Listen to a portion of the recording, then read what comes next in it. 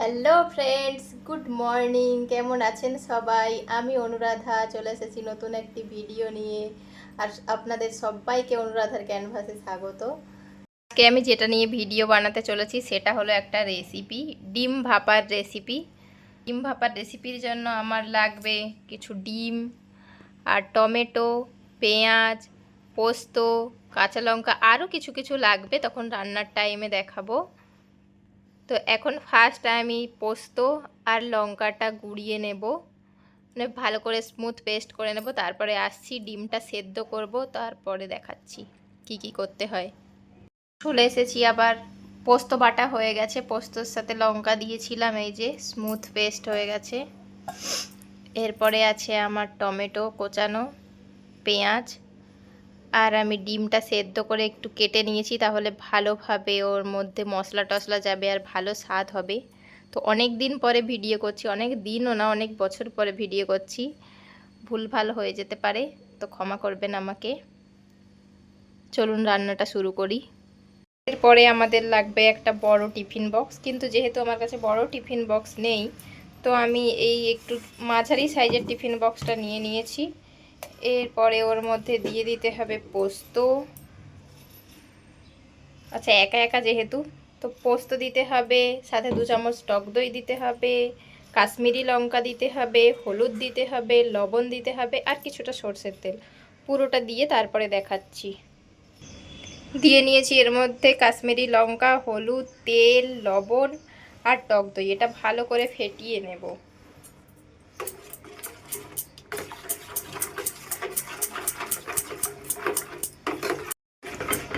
ভালো করে ফেটানোর পরে কালারটা দেখো, সুন্দর এসেছে,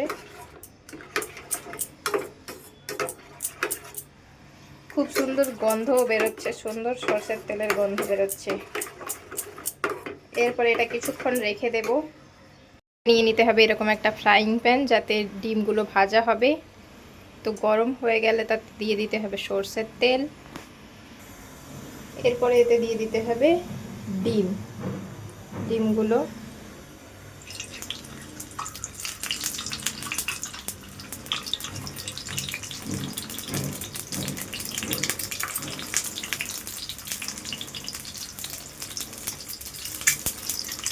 হালকা হালকা ভাজা হয়ে গেলে এতে দিয়ে দিতে হবে হলুদ, কিছুটা কাশ্মীরি লঙ্কা আর কিছুটা লবণ,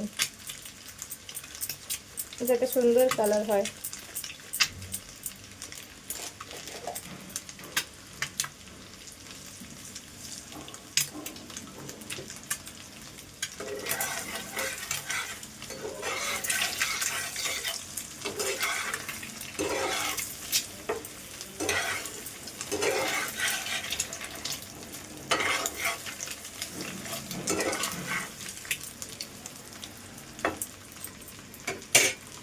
সুন্দর করে ভাজা হয়ে গেছে, এবারে এগুলো নামিয়ে নেব। এরপরে এই তেলের মধ্যে পেঁয়াজ আর টমেটোটা ভেজে নেব। নিয়েছি ডিমটা, এরপরে এই কড়াইটার মধ্যে দিয়ে দেব পেঁয়াজ।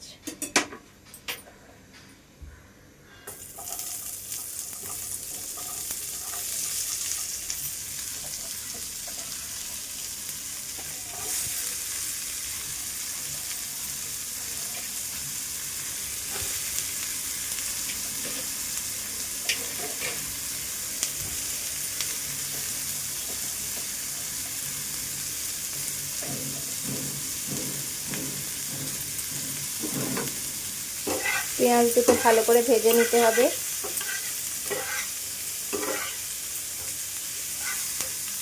পেঁয়াজটা এরকম হালকা ভাজা হয়ে আসলে আর হালকা হালকা সুন্দর গন্ধ ছাড়বে, তো তখন দিয়ে দিতে হবে আমাদের টমেটোটা। টমেটোটা দিয়ে একটু ভালো করে ভাজতে হবে।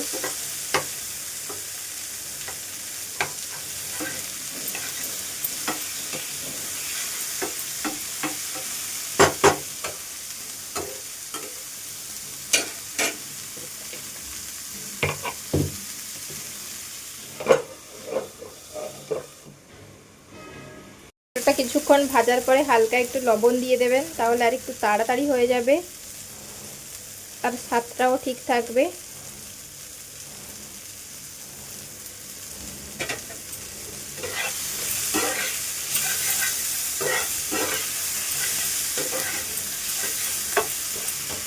দেখুন মোটামুটি ভাজা হয়ে গেছে। এরপরে এটা এই টিফিন বক্সটার মধ্যে দিয়ে দেব। পেঁয়াজটা মিশিয়ে নিয়েছি, এরপরে ডিমগুলো এর মধ্যে দিয়ে দেব। দিয়ে দিয়েছি সবগুলো ডিম। এরপরে আমি একটু হালকা চিনি দিয়ে দেব।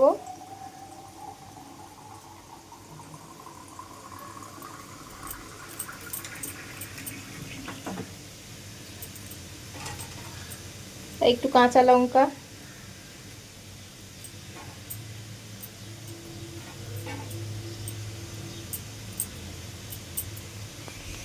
একটু সর্ষের তেল,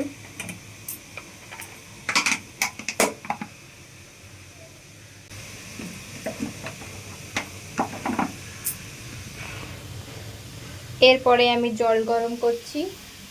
এর মধ্যে ডাব্বাটা বসিয়ে দেব, তারপরে 10 থেকে 15 মিনিট পরে নামিয়ে দেখাবো কেমন হয়েছে আপনাদের। দিয়ে দিয়েছি কড়াইয়ের মধ্যে, ঢাকা দিয়ে দিই, হয়ে গেলে দেখাবো। হয়ে গেছে আমার ডিম ভাপা। যেহেতু আমার বক্সটা ছোট ছিল তাই জন্য আমি এইটার মধ্যে প্যানটার মধ্যে ঢেলে দিয়েছি দেখানোর জন্য আপনাদেরকে। দেখুন কি দারুণ কালার এসেছে, আর খেতেও ভীষণ ভালো হয়েছে। ওকে, বাই, টেক কেয়ার, সবাই ভালো থাকবেন। আর রেসিপিটা ভালো লাগলে like, comment, share and subscribe করে দেবেন। টাটা।